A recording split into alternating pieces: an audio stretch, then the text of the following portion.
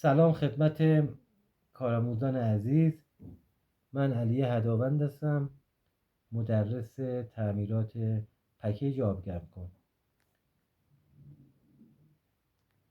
کارآموزایی که پیش من حضوری برای آموزش میان از من خواستن که چند تا ویدیو هم تو یوتیوب برای شما بذارم که اونایی که دوست دارن و در شهرستان‌های دیگه هستن بتونن از این ویدیو استفاده کنن تا ببینن که طرز کار پکیج چجوریه و اگه هم خواستن برن آموزش رو ببینن، حالا پیش هر یه استاد کاری، تا بتونن به یه درآمدی برسن. لطفا با لایک و شیر و دنبال کردن من از من حمایت کنید. پکیج ها از دو نوع دارن، تک مبدله و دو مبدله. ما الان تو این تصویر پکیج تک مبدله رو که اولین مدل پکیج بوده رو من برای شما شماتیکش رو ترسیم کردم. من سعی میکنم پکیج هایی رو آموزش بدم که الان تو بازار هستن، بیشترین استفاده ازشون میشن. وقت شما رو به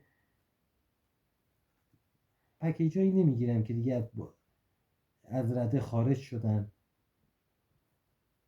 و دیگه استفاده نمیشن. پکیج دو تا کار رو برای ما تو ساختمون انجام میده.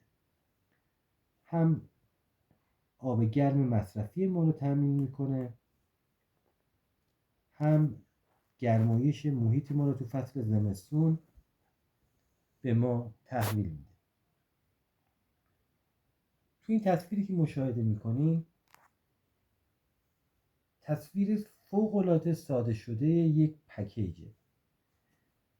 ما به همین طریق با همدیگه جلو میریم تا بتونیم کل پکیج ها رو تعمیر کنیم. لازم به ذکر سیکل کاری تمام پکیج ها به یک شکله. من الان تو این شماتیک فقط میخوام شما رو آشنا کنم با طرز کار پکیج.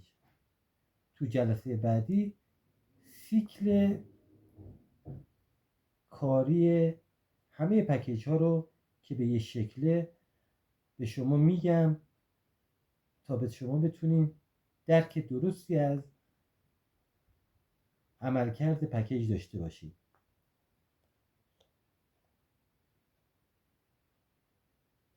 پکیج ها دستگاه های فوق العاده با ایمنی بالایی هستند که کوچکترین اروری باعث میشه که پکیج عملا روشن نشه. ما الان تو این تصویر طرز کار پکیج تک مبدله رو برای شما تشریح میکنم. شما فرض کنید الان تو سینگ ظرفشوییتون آب گرم رو باز میکنید.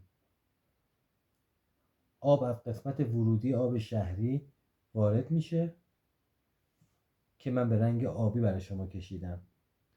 وارد مبدل میشه، از طریق مشعل گرما به مبدل داده میشه، بعد آب گرم وقتی از مبدل خارج شد از شیر سینک خارج میشه، آب گرم مصرفی شما تهیه میشه. حالا در اون زمان شما دارین تو سینک ظرفشویی ظرفاتون رو میشورین. تو فصل زمستون هم هست. شما به گرمایش هم احتیاج دارین دیگه. پس آب گرمی که تو سیکل مدار گرمایش شما هم هست از طریق گرما دیدن از مبدل بالا گرم میشه. حالا یه سوالی پیش میاد، این آبی که تو مبدله و در سیکل گرمایش شما داره استفاده میکنه، حرکت میکنه، به چه طریقی توی این رادیاتورها حرکت میکنه؟ پس ما یه قطعه دیگه توی مسیر داریم به نام پمپ.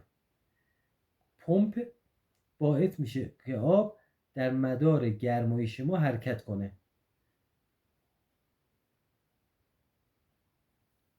تو مدار مصرفی ما فشار آب شهری باعث میشه که آب تو مبدل حرکت کنه، اما تو سیکل گرمایش ما چون که یک مدار بسته است دیگه، تو مشاهده میکنید دیگه، وقتی که میبینید این